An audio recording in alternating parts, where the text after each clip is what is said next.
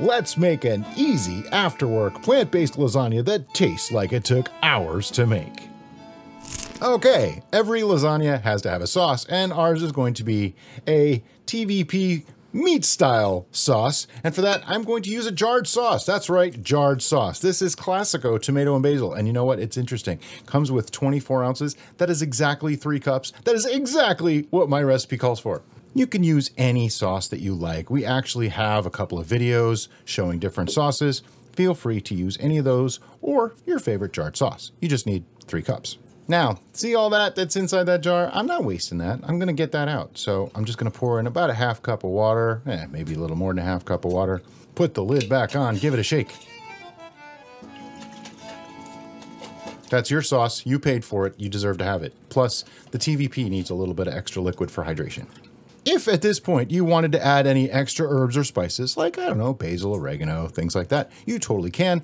The one that I chose, though, has tomato and basil already in it, so it's kind of got the spices that I'm looking for already, and you can see them. They're in there. See? There's little bits. Now we're going to add our TVP. This is what makes it more like a meaty style sauce. So how much TVP are we adding? We're adding 1.5 cups. And this is just standard textured vegetable protein. It happens to be Anthony's, but whatever brand you like is fine. I also just have the burner on like 3 out of 5, maybe down to 2.5, because we don't really want this hot. We just want it to heat through, and we want that TVP to absorb all the liquids. An optional faux meat ground style that you could choose is our tofu crumbles. I'll link that recipe in the description below. Yep. Or you can use, like, Gardein makes a pretty decent crumble. There's all sorts. So you can use the one that's most convenient. This recipe is all about convenience and flavor. Speaking of flavor, one thing that I like to add to anything that has a meaty style sauce to it is either Chinese black vinegar or, if you're in a pinch, balsamic vinegar. Just find a pretty decent one. And how much are we putting in? 2 tablespoons, please. And we just mix this through. It gives it a little bit of color, but it also adds a ton of flavor to this. Gives it that meaty bite. It actually smells nice in here right now, too.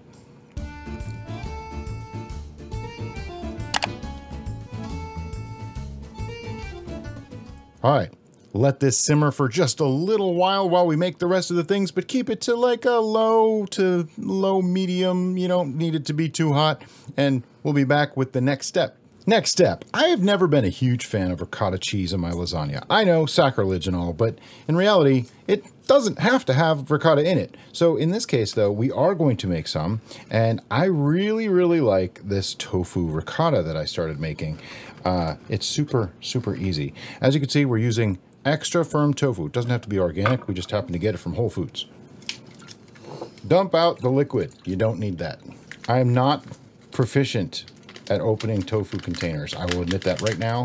I just kind of tear it and rip it and whatever I need to do. And then I hand it off to Derica. Just give it a hand squeeze. You don't have to go too hard, too firm with it.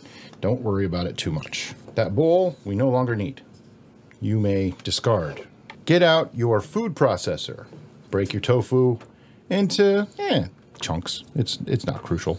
And to that we're going to add 2 tablespoons of nutritional yeast, 1 teaspoon onion powder, 1 teaspoon garlic powder, 1 teaspoon salt, we're using pink Himalayan, and 2 tablespoons of lemon juice. If you have citric acid, you could use that too. I've done it both ways. They both work well. It just depends what you have handy. Now, we're going to blend this until it's basically smooth and creamy. If you need to scrape down the sides in between, go for it. It's all good. And after about 30 to 40 seconds of pulsing and mixing, we have essentially tofu ricotta. Now, this is good on a lot of stuff. It doesn't have to just be in this. We're actually working on a baked ziti recipe using this for Mother's Day. Yes, you're going to be seeing this in other recipes soon to come. Okay, since this is going to be plant-based, I will not be using cheese, but I do like to have a bechamel sauce in my lasagna. This will be the topping and an inner ingredient. So let's get started. So what goes into this? First up is 2 cups of non-dairy milk. Today we're using almond. 3 tablespoons of all-purpose flour. This just happens to be King Arthur all-purpose flour. 1 tablespoon nutritional yeast. 1 teaspoon salt. Fresh cracked black pepper. Roughly a half teaspoon. To taste. We like black pepper around here, so I might go a little heavy on the black pepper.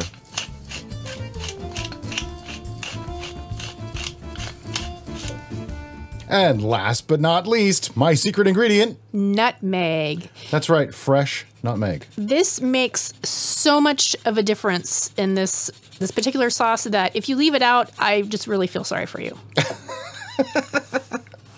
It does add a certain richness and flavor that is a little unexpected, but it adds to the lasagna flavoring so nicely.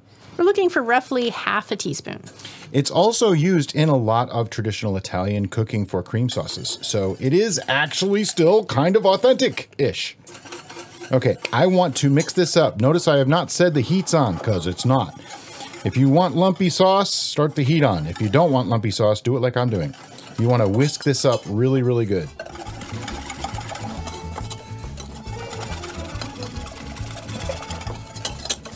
If you think you've whisked it enough, go for another 30 seconds. And now I'll turn the heat on. I'm only gonna go to about 3. And remember, ours only goes to 5. If you're doing this on a regular cooktop, it might go to like 10, you know, like normal numbers. By the way, I recommend doing this on your regular stovetop, not one of these little portable cooktops.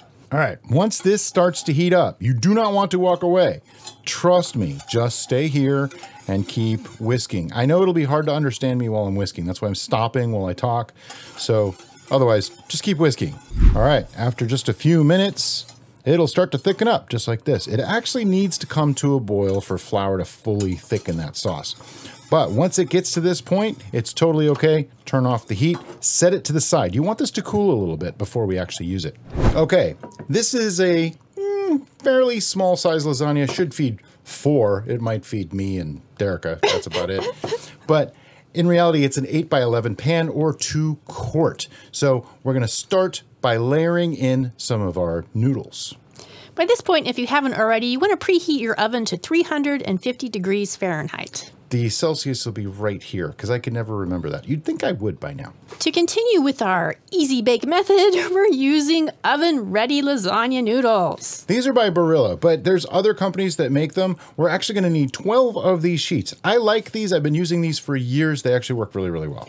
And essentially what they are is you don't have to boil them. So you can just put them in, put your sauce in, and you're good to go. So I'm going to use 3 across the bottom. Just like that. Now they say to put a little bit of liquid in the bottom, so I'm going to just put a little bit of water. Don't need much. I'm just going to put like maybe a tablespoon of water in here. It just helps the pasta noodles to soak up some liquid as they go. Now we're going to start assembling. But first, I wanted to show you, look at that lovely meat sauce that we made. It actually tastes really, really good. You could just throw pasta in there, maybe some peas, and you have a wonderful meal. But we're going to split this into roughly 4 sections if you can. Just kind of go like that, and then spoon out 1/4 of it. As you've guessed, our goal is 4 layers. Yep. Whoops. If you break the pasta like that, it's totally okay. Just try not to do it too much. It's completely ruined. You have to throw it in the garbage. Game over. Try not to do it too much. Don't listen to the woman behind the curtain.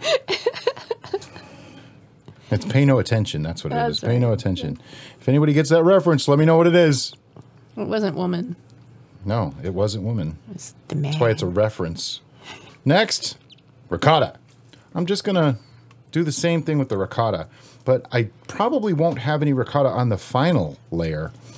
Little tip there, it burns if you do it that way. So I'm just going to break it into 3 and dab some on. That ricotta just looks ridiculously good already. It really I just want to does. go in there with a spoon. Yeah, we did this ricotta with almonds as well, and it worked well, but it doesn't stick to my relatively low-fat concept. I mean, tofu has fat too, but not nearly as much as almonds do. And flavor-wise, I don't know. They're pretty close. They're both good in their own right, and I think that's one way to look at it. So if you don't have a problem with fat, you can do an almond version. Same basic ingredients. That's the cool part. It's pretty much the same. You just have a little bit of water added to the almond one. And I'm just trying to spread this around as sort of semi-evenly as possible. I'm not going to be prissy about it. I'm not going to get worried about it. The challenge here is to not disturb the layer beneath, and that's where it becomes difficult. Yeah. But, you know, if you like to play with your food, this is the opportunity. Next, we have some of our bechamel. Now, I have quite a bit here, so I just want to kind of drizzle some of that over the whole thing. Just a few spoonfuls per layer is all you really need. Because essentially I want a cup to go over the top, and I'm going to spread a 1/4 cup over the rest. So something like that. This is going to blend with the ricotta really nicely to create a beautifully creamy layer. Yes, it'll keep everything nice and moist. More pasta! Now, I did 1, 2, 3. So this time I'm going to do 1, 2,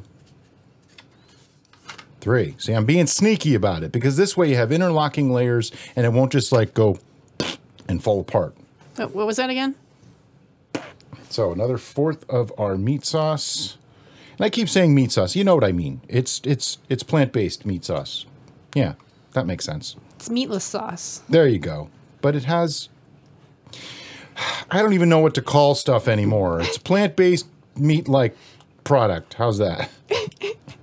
And again, just spread that around. You can really see, just looking at it, the texture that TVP is bringing to the party here. Oh, yeah. And it's sat for maybe 15 minutes, but keep in mind, it's going to bake too. So you want it to have some time to absorb, but you don't have to overdo it. 1/3 of our ricotta. Wow, one fell swoop. That was probably not a smart thing to do, though, because it's going to take longer to spread it out. Yep, see? Learn from my mistakes. Don't do that.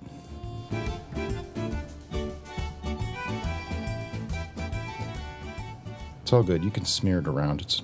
It all ends up the same inside you anyway, you know? But I do like to make sure that it's more or less in every bite. You want to get a little of everything in every bite. That's the idea. Looking okay. And more of our bechamel. I am careful to make sure to get it close to the edges because that's where you'll get that crispy pasta. And with this oven-ready pasta, it's not real nice. It doesn't come out burned. It comes out more like a cracker. It's just, I wouldn't really want to do that. And wash, rinse, and repeat. But I did this, then this, then this. So this time we're going to go this way. See? Covering all the bases here. And our 3rd section of sauce. Just call it sauce. As you get higher, it becomes even more crucial to cover every little bit because those will be the pieces of pasta sticking out, getting burned, tasting like a cracker, and you know, it's lasagna, not crackers and sauce. See that corner? Had to get it. Get in there. All right, now this is our last application of ricotta, and I'm going to be smart about it, and I'm just going to do little dollops. The words of Bob Ross, little fluffy clouds of ricotta. I'm not even wearing a Bob Ross shirt today. And again, get it all out of there. You paid for all that. You might as well get to enjoy it. Make it fulfill its destiny. Coming back in with more of our bechamel. I mean, it's not technically a bechamel anymore. It's actually more of a Mornay because I did add something to it. So we'll just go with that. If anybody's a chef out there and I just butchered that, I apologize. But it sounded right, I think. Or is Mornay actually cheese? It's a Mornay-like sauce. How's that? Okay, so we have all that. Next layer, more pasta. Now, because we did the first one as this way, this way, this way, then we did the other one, then we did the other one. Now I can go with straight, flat across the top again. See, that one's broken? I don't even care. I'm ignoring it. It doesn't bother me at all. On top of that goes the rest of our sauce, whatever you have left. Every bit of it, every drop, every little tiny piece, every speck of sauce goes on top. But wait, there's more. We still have some bechamel left. Well, guess what? It's going all over the top. Just spread it everywhere. Now, something we noticed with our non-dairy milk selection is some of the non-dairy milks change color when you bake it. And so it may become slightly unsightly. The silk cashew turned kind of gray. The flavor remains the same. It's still delicious. It just isn't the white, creamy look that you're going for. Yeah. We're trying the almond breeze. We haven't actually done it with this, but it looks whiter right off the bat, so probably going to work better. And this, I want to just cover the whole top. Now, of course, if you really want to, you can use like a pre-made vegan cheese if you wanted to and put it on this.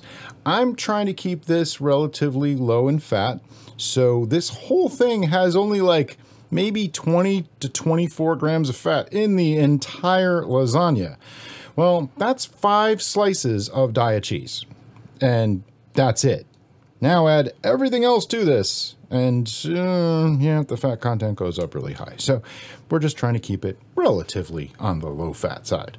But ultimately, the choice is yours. This is going to go into a 350-degree oven for 1 hour. And after 1 hour in the oven, there's our lasagna. Now, our choice of non-dairy milk really worked out here. As you can tell, it has a nice golden appearance on top, rather than that slightly odd grayish brown that we had with the cashew milk. Exactly. So what I want to do now is just let this sit for maybe 10 minutes or so before we cut it, and we're going to take some fancy pictures and make some fun video, and then we'll be back with a tasting.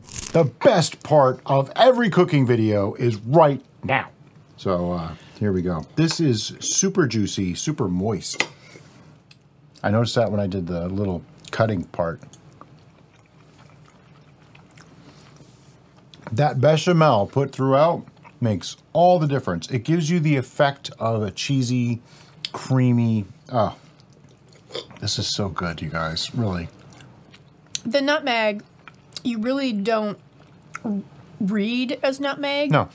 But trust me on this one, if you leave it out, it's just not the same. It just creates such a rich flavor. Mm-hmm. And it wasn't that much. This is really, really good. We can sit here and make yummy noises all day. But here's the beautiful thing. You can make this whole thing in under an hour and a half. So maybe after work is stretching it just a little bit, but it's so easy. And it freezes really, really well. If you refrigerate it, probably no more than a week. If you can get it to last a week in your fridge. You know, but you can freeze this in individual pieces or as the whole thing, however you want to do it. If you bake it in one of those disposable aluminum trays, you can stick the whole thing in the freezer. It's beautiful. You can make them in batches if you have that much freezer room.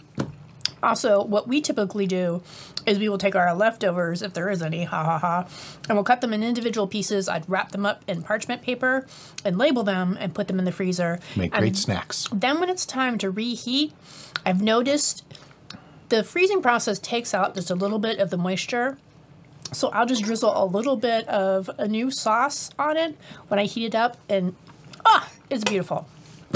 So as always, guys, thanks so much for watching, and we'll see you next time on The Bistro.